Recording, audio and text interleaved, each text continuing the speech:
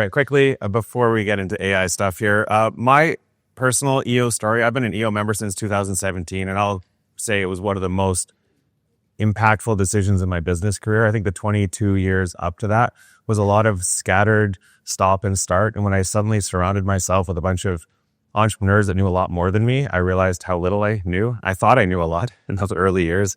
And you surround yourselves, if you become a small fish in a big pond of 19,000 people worldwide, and my business just took off. So that's my final little plug there for EO. Absolutely transformational for me. Now let's talk about AI. Have you guys noticed that things are starting to get weird around here? Every day, it's getting a little bit more weird. I'm going to start this off. There are a lot of people in this room have already seen me talk. So today I'm going to do, 90% of this is content I've never done before. I'm going to try something I've never done before. I know my wife is on the live stream moderating right now. She's probably like a little bit nervous. I am too. Hi, honey. We're going to try a visualization exercise to kick this off. A lot of EO events, we get together, we start with a few minutes of silence just to get present. And I'm going to combine that with a look of what I think the future will look like. This is not 10 years out. It may sound like it. This is my vision of the future 3 years out. So I want everyone to close your eyes. Take a couple of deep breaths. We're going to go in through the nose for 4 seconds and then out through your mouth for 8 seconds. Continue looping like that. Slow in and longer out. All right. Now let's jump forward. Just 3 short years from today. Imagine it's mid-2028. The economy is on fire. AI has unlocked unprecedented productivity and efficiency gains. Your business has grown dramatically, and every single person on your team now coordinates multiple full-time AI agents that effortlessly automate over 90% of your daily operations. Your team has rapidly become expert humans in the loop, those that are guiding the AI agents and ensuring quality. You now also have AI software development agents on your team, and you now own all of your own custom software. It's so amazing to see how it keeps improving on its own based on feedback from your team and your AI agents. This is the age of 90% automation, or 10x, without any additional employees required.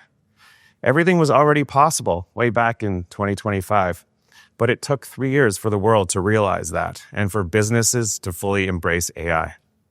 Your industry has now started a massive consolidation, as highly efficient companies like yours are now gobbling up market share from those that were sleeping. I'm sure glad I took this opportunity seriously back in 2025, you say to yourself as you step into your self-driving Uber. Wait a second, look at that, a humanoid robot walking down the street.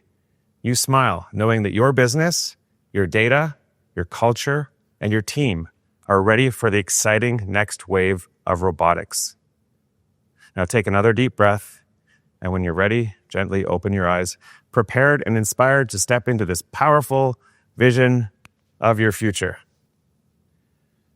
All right, that was my first ever visualization exercise. Hopefully you saw that with me. Now I'll do a quick poll. If you believe that is possible in 3 years, I want you to stand up. Humor me.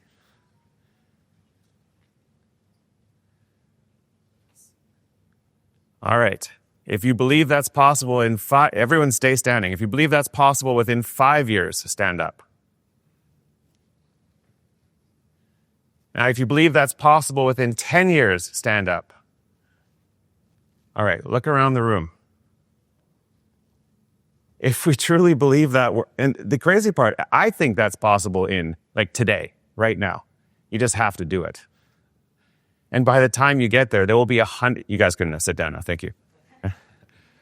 And the difference between what businesses understand is possible with technology and what can actually be done, I'm calling the digital divide. And that divide has been growing exponentially thanks to artificial intelligence. It's always been there. People who are living off spreadsheets and emails instead of using task management software and CRMs. Or I go to my old locksmith in Yaletown and he's filling out paperwork on carbon copy. There's always those businesses that are laggards. And somehow they've just managed to survive. But what comes next? Those companies that jump this exponential gap, They will have such profound competitive advantages over all other businesses that the businesses that do not take that jump, they will be gone. Salim Ismail, the co-founder of Singularity University, projected that in 10 years, if you are not an exponential organization based on the book Exponential Organizations, you will not be in business. So this is a serious opportunity. And the crazy thing about AI, we hear this a lot in the AI world, this is as dumb as AI gets. If you reflect back on AI just a year ago or 2 years ago, or remember ChatGPT 3.5 compared to like the 03, 04 models that came out today will look like the stone ages of AI just within 2 years. This is as dumb as it gets.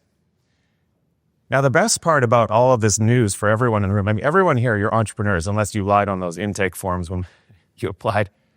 Entrepreneurs, we are made for this moment. What is the one thing that entrepreneurs can do exceptionally well? Is we react and we pivot to change. We challenge the rules. We break rules. We are the change agents of society. It's not government.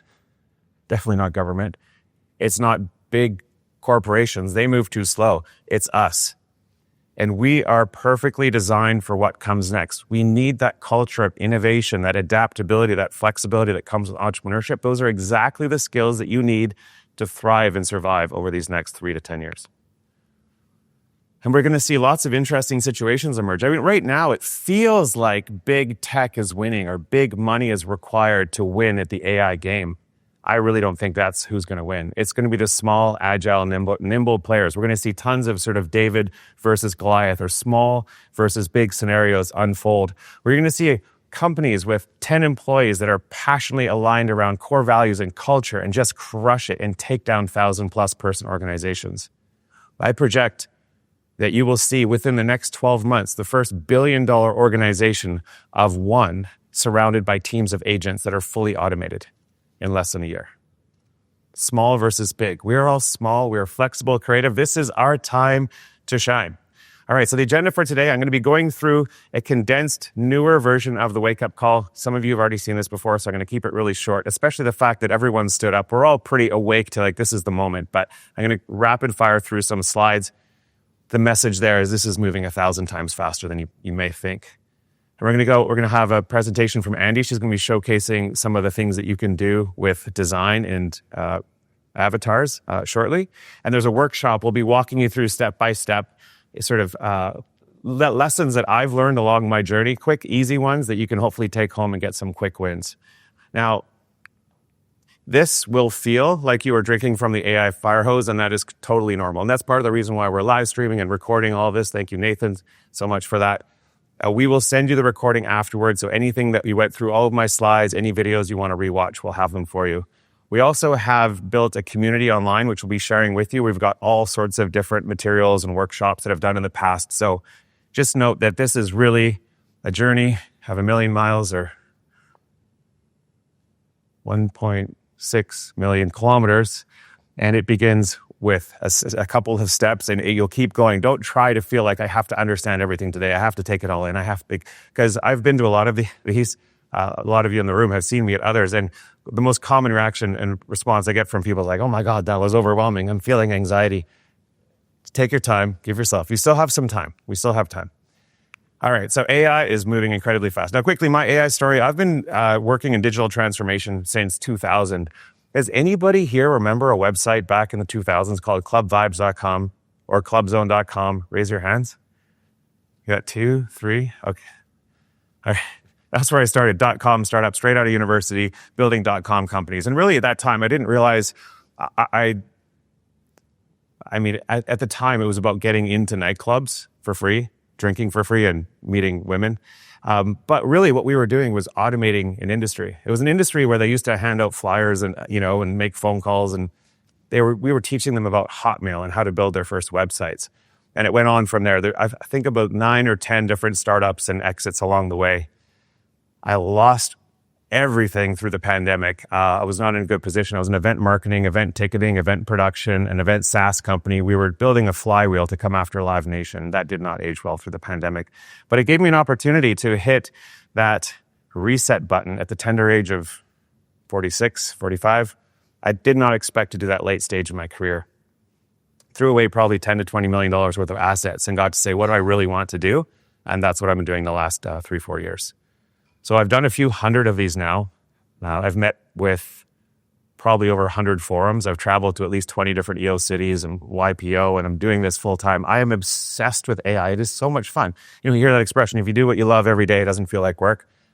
I'm not working every day for like 14 hours, just obsessed with AI and love all of it.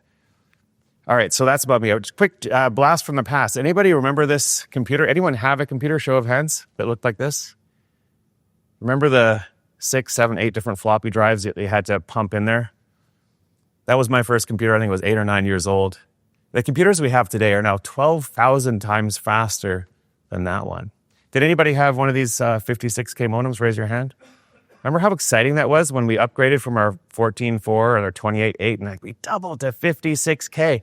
You know how much faster, Matt, you've seen these slides in Lake Louise. Do you know how much faster the internet speed is for us today? Just a few years later, up to 44,000 times faster.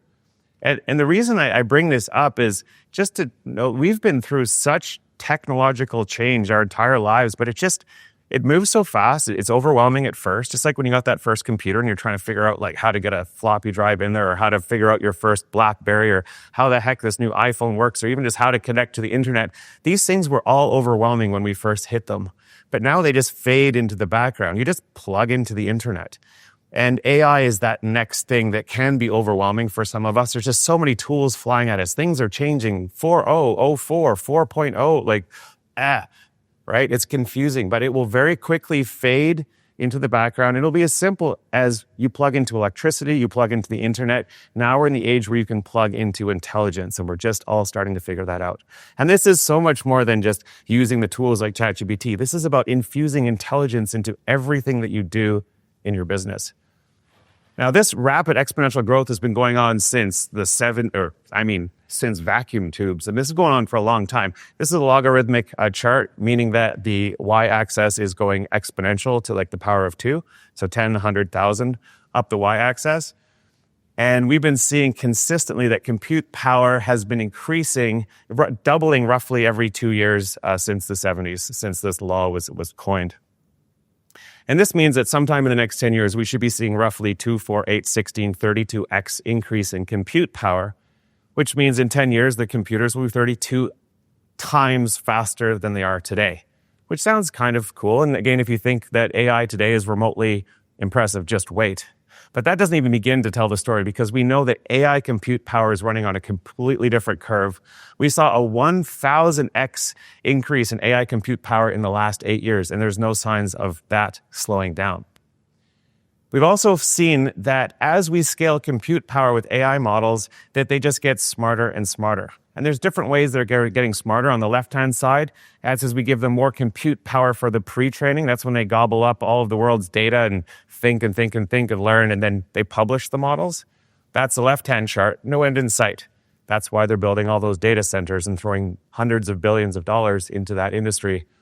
On the right-hand side, we have the thinking models. This is when you give them more time to think. So that's any of the 01, 03, 04 mini high, the one that just came out, where you can see the chain of thought reasoning or that thinking behind the scenes. That's using a lot of compute power.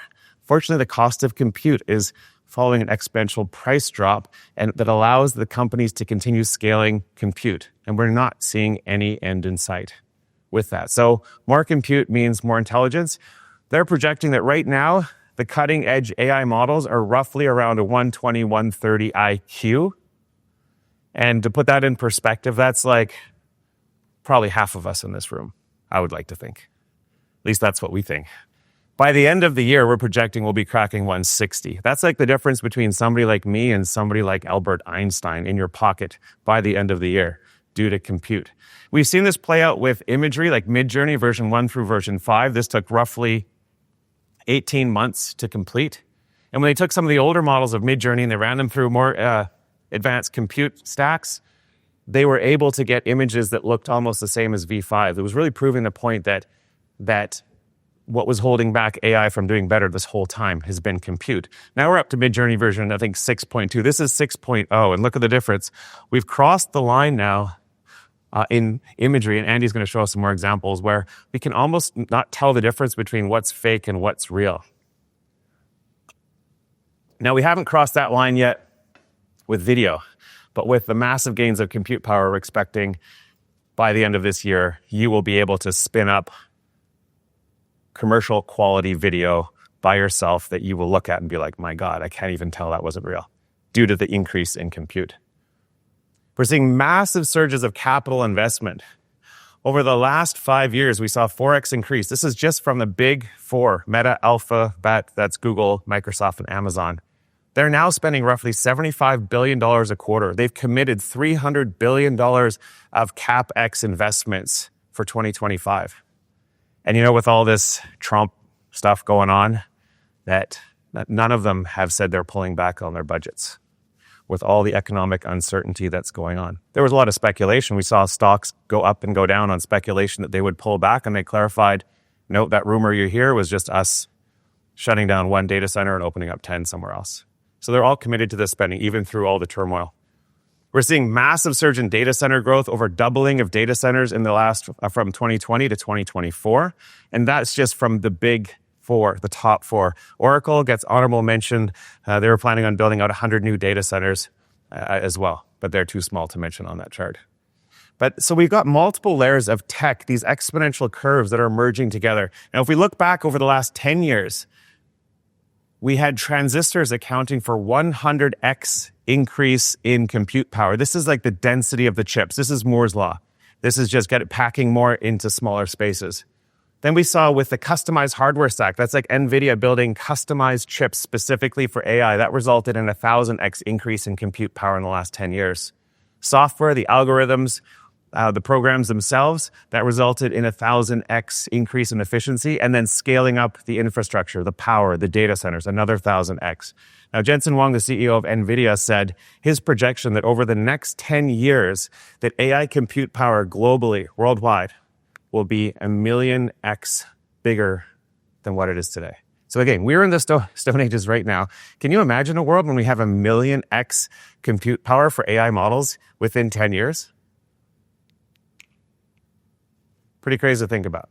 All right, and that's why you keep seeing like one model after the next model. They keep beating them because all they need to do is have bigger data centers, have more chips, throw more power, be more efficient with their software.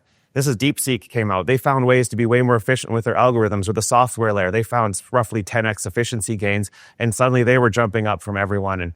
And then Elon Musk, he goes out and spends $14 billion in NVIDIA chips and opens up his Colossus server, and suddenly you see Grok 3 and soon Grok 4 just crushing those benchmarks. Gemini 2.5 came out from Google. They've been building their own custom chips.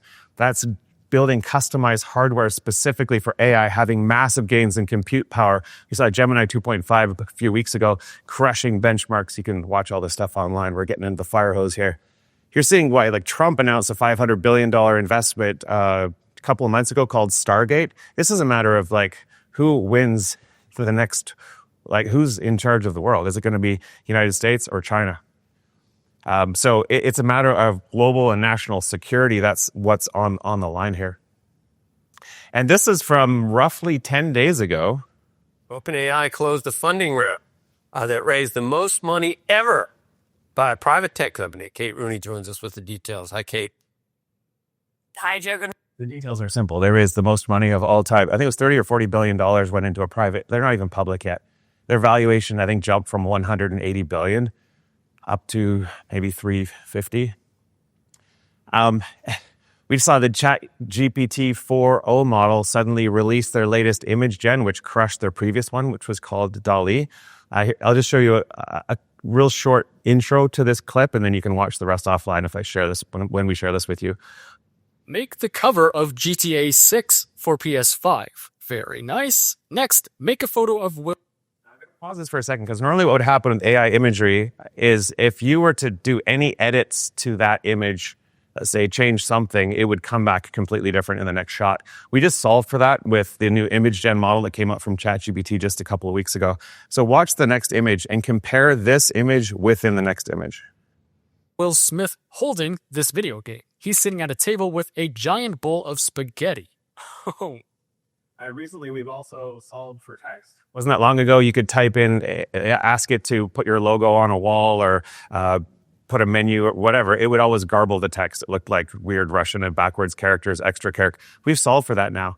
And that's what I said a few weeks ago. And then I was creating an infographic for here, which I'll show you later. And everything was spelled wrong. I was like, shit, I thought we solved for that. So I go, can you just look at your own work and fix all the spelling mistakes in the last image? And it's like, sorry. And it fixed it. And it was perfect. I was like, okay, so we kind of solved for it. These things are moving incredibly fast.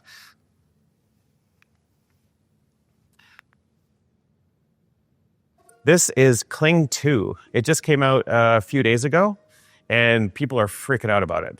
It's so good. It's like a next level above Sora. Its capabilities are incredible. I think we're going to see some huge things from video by the end of the year. 2025 is going to be the year of the AI agent and the age of video that is indistinguishable from reality. Just check out some of these clips here. And these are made with simple text prompts.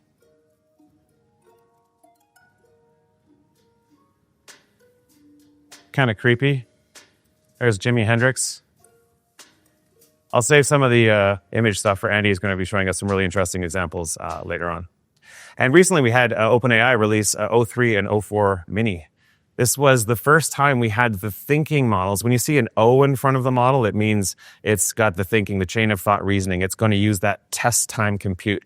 Remember back a few slides, we had those two curves. The left was the pre-training, the right was the thinking. These O models, they're the thinking models. They spend a lot more time burning through energy and power in a data center somewhere in Texas to get you better and better results.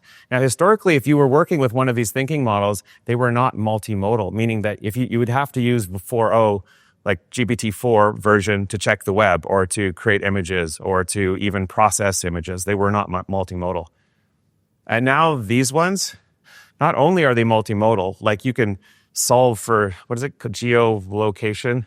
They're so powerful. You could take a picture pretty much anywhere outdoors and say, where am I? And it'll give you the exact address because it can pick up on the foliage. It'll zoom in on images. It'll actually pull the multimedia content into its chain of thought reasoning.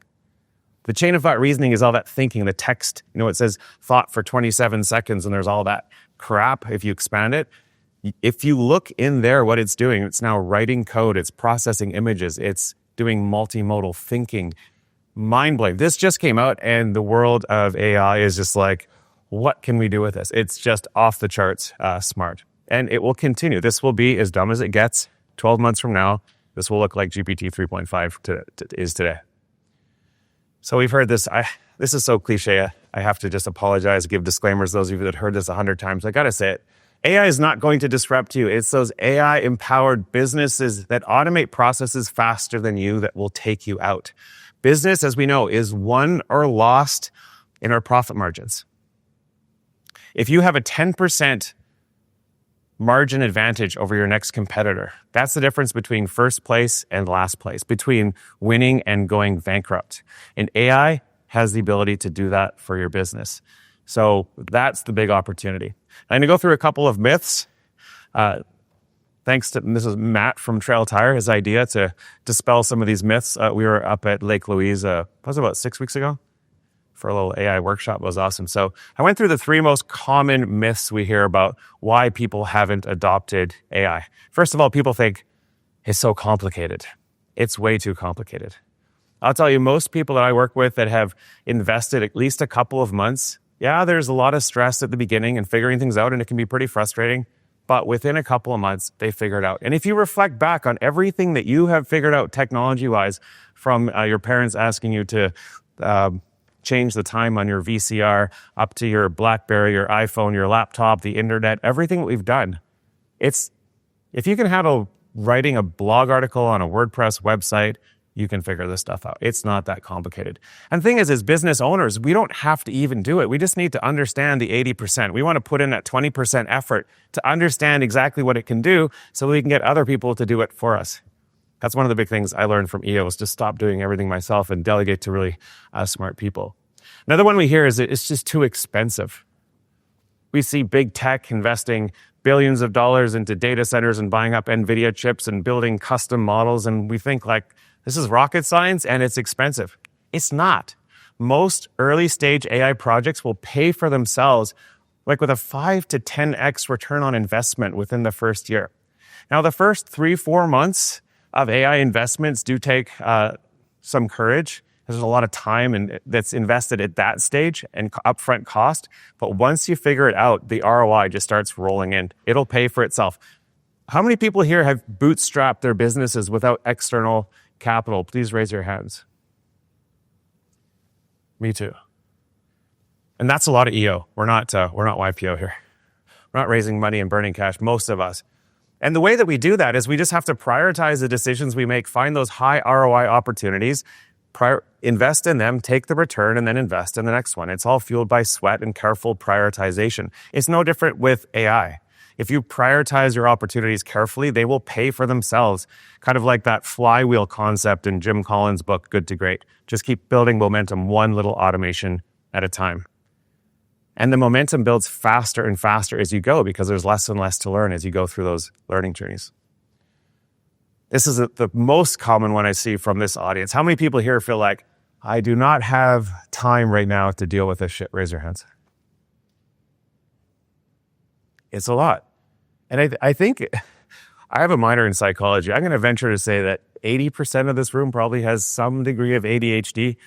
We have that in common with entrepreneurs. And with that, we typically feel understimulated, right? We're always going out there. What more can I do? What other business can I start up, right? I'm looking at a few of you I know have like 5 different businesses on the go. And that's why our plate is always full, because we're feeling understimulated as entrepreneurs. We just need more. We need more. So it's self-inflicted pain, first of all. But keep in mind that saying that you're too busy to automate your business with AI is like saying you're too busy washing dishes all day long to go out and buy a dishwasher. The time savings you will get back within the first 60 days will pay for your next 2 years. All right. I had to change this. It said make Canada great again, but we've got a bunch of live streaming from EO members around the world. So wherever country you are, make your country great again. Right now, we are challenged with very interesting times we have never seen before. Tons of economic uncertainty with tariffs and just the volatility of interesting decisions that are being made all around the world. And what could be more important right now for business owners than to maximize your efficiency? I was just down at speaking to EO Montreal, and the head of BDC was up on stage, and he was giving his presentation. He was predicting that if those tariffs went through, which we still don't even fully understand if and what is going on there, he said we would swing from like a 1.8% positive GDP projected for Canada down to a negative 1.1 with that year. And we're not sure how long that's going to last for. And what do you do in times of uncertainty and recession? That's when you hunker down, focus on efficiency, maximize your profitability, put a little cash aside, save for a rainy day. What better way to do that? So it feels like right now is the absolute perfect time to be investing in AI.